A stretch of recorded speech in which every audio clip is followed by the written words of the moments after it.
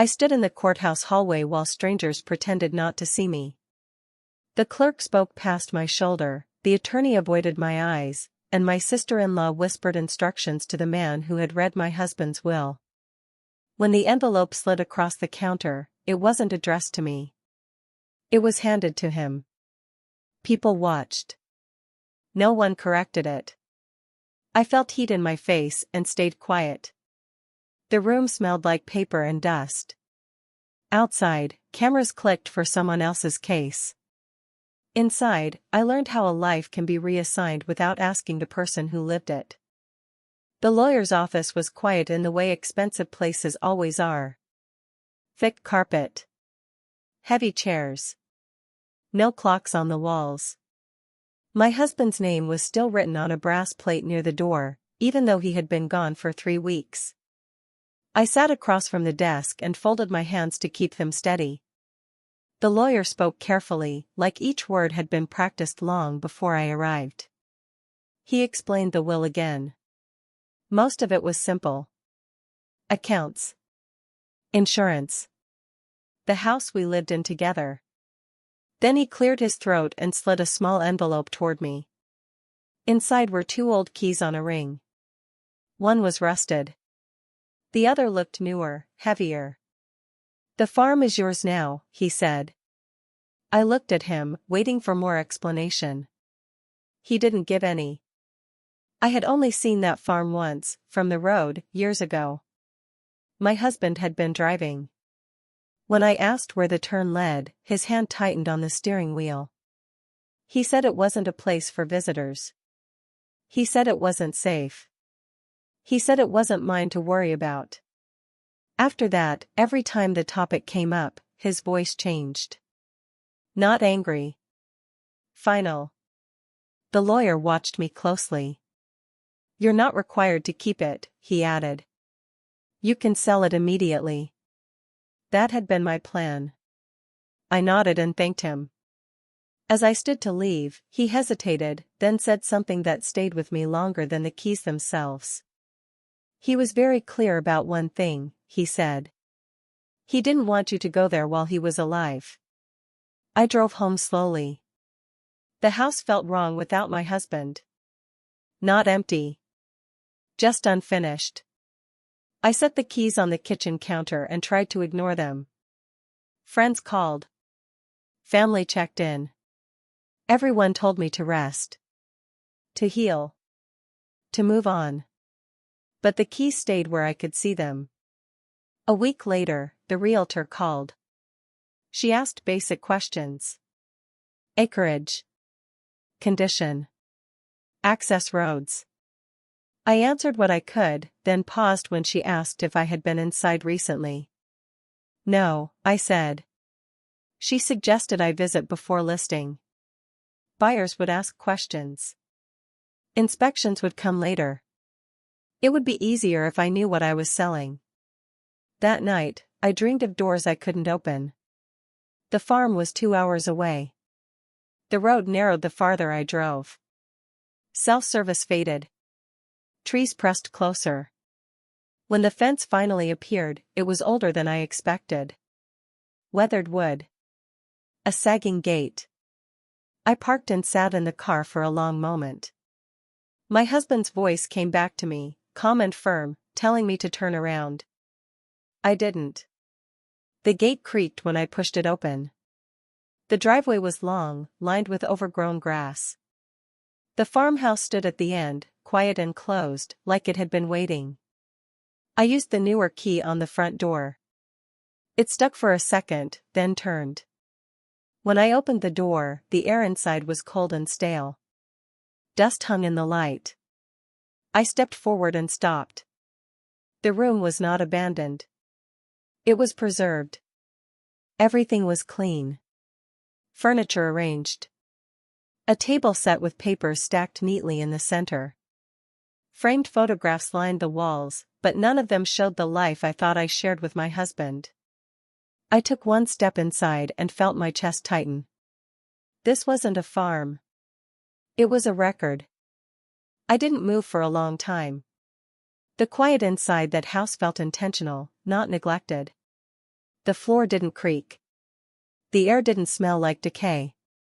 It smelled like paper, wood polish, and something faintly metallic. I closed the door behind me and stood there, listening to my own breathing settle. The table in the center of the room held folders, each labeled in my husband's handwriting. Dates. Locations. Names I didn't recognize. I picked one up and felt how heavy it was. Not with pages alone, but with time. Years, maybe decades, compressed into manila covers. I told myself there was a reasonable explanation. I had lived with him for 14 years. I knew his habits. He was organized. Methodical. Private. That didn't make this sinister. It made it deliberate. I opened the first folder. Inside were copies of bank statements, but not from our shared accounts. These were older. Different institutions. Some had addresses scratched out and replaced with the farm's P.O. box. Others were stamped closed in red. Each one had sticky notes attached, written in the same neat hand. Short observations. Corrections. Arrows pointing to specific transactions. I sat down slowly. On the wall above the table were framed documents. Property tax receipts. Utility bills. Licenses. Everything current. Everything paid. The farm hadn't been dormant. It had been maintained, quietly, without interruption. I walked through the house room by room. A small bedroom with a made bed and no personal items. A bathroom stocked with fresh towels. A kitchen with an empty refrigerator but a pantry full of canned goods, all neatly rotated by expiration date. In the back room, I found a filing cabinet. It was locked. The older key fit. Inside were photographs. Not casual ones. Not vacations or holidays. These were candid shots, taken from a distance. People outside buildings. Cars parked in driveways. A woman entering a courthouse. A man standing near a storage unit. I recognized one face. It was my husband. He was younger in the photo, standing beside someone I didn't know. The date on the back was handwritten. 8 years before we met. My throat tightened, but I kept going. The next drawer held correspondence. Letters from attorneys. Some addressed to him directly. Others addressed to a name that wasn't his. I read it twice to be sure. Same handwriting. Different name. I leaned back in the chair and closed my eyes. Not because I was overwhelmed. Because I needed to stay present. I had learned that shutting down never helped. I stayed quiet and let the information come in as it was. The last folder was thinner than the rest. It contained a single notebook. Inside were entries, written sporadically over the years. Not daily. Not emotional. Just observations. Notes about meetings. Decisions made. Things resolved. Things deferred. One line near the middle caught my attention. She must never come here. If she sees this before it's finished, she'll carry it. I knew he meant me. I closed the notebook carefully and set it back where I found it. I didn't cry. I didn't feel betrayed yet. What I felt was something colder and more precise. This place wasn't about hiding from me. It was about protecting me from something he never resolved. Outside, the light had shifted. Late afternoon. I walked the perimeter of the house and found a small shed behind the trees. The lock was newer than the others. The key turned easily. Inside were more boxes. Labeled and sealed. Waiting. I didn't open them. I locked the shed and walked back to the car. The drive home felt shorter. Not because the distance had changed, but because my attention had narrowed. By the time I reached my house, I understood one thing clearly. My husband didn't forbid me from coming here out of fear. He did it because whatever this was, it wasn't finished. And now it was mine. I didn't tell anyone about the farm. Not my sister. Not my friends. Not even the realtor. I needed time, and I knew that once I spoke it out loud, other people's reactions would start shaping my own. I wasn't ready for that. I wanted the truth without commentary. Over the next 2 weeks, I went back 3 times. Each visit followed the same pattern. I unlocked the door. I sat at the table. I opened one folder. Only one. I never rushed. I never mixed them. I treated the place the way my husband clearly had. With rules. The documents told a story that didn't announce itself all at once. It unfolded in pieces. A business dispute that had gone wrong years before we met. A partner who disappeared with money that didn't belong to him. Legal action that stalled. Names that changed. Addresses that moved. The farm wasn't an escape. It was a base. What unsettled me most wasn't the scale of it. It was the patience. My husband had tracked everything.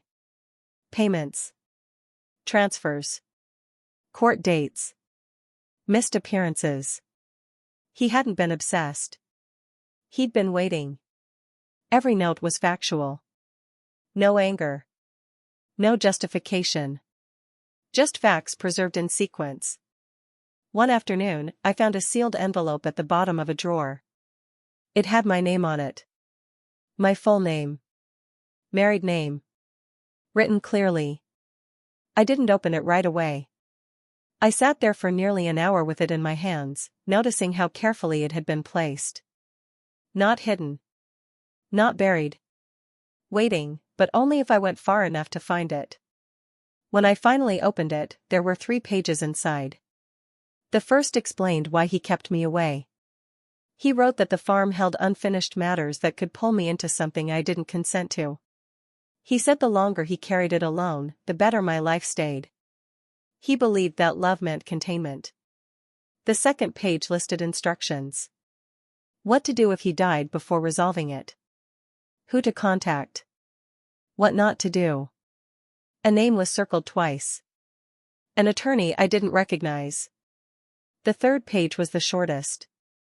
If you're reading this, he wrote, it means I failed to finish what I started. I'm sorry for the silence. You deserved the truth, but not the weight. I folded the pages and put them back in the envelope. That night, I didn't sleep. Not because I was afraid. Because I understood something had shifted.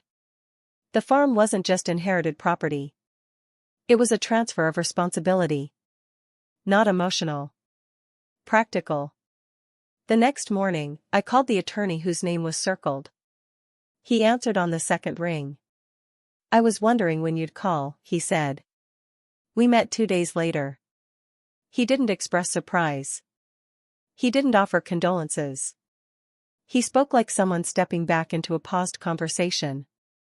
He explained what my husband had been doing. Quietly rebuilding a legal case that had collapsed due to lack of evidence years ago. He had gathered records lawfully. Documented inconsistencies. Tracked asset movement through public filings and private contracts.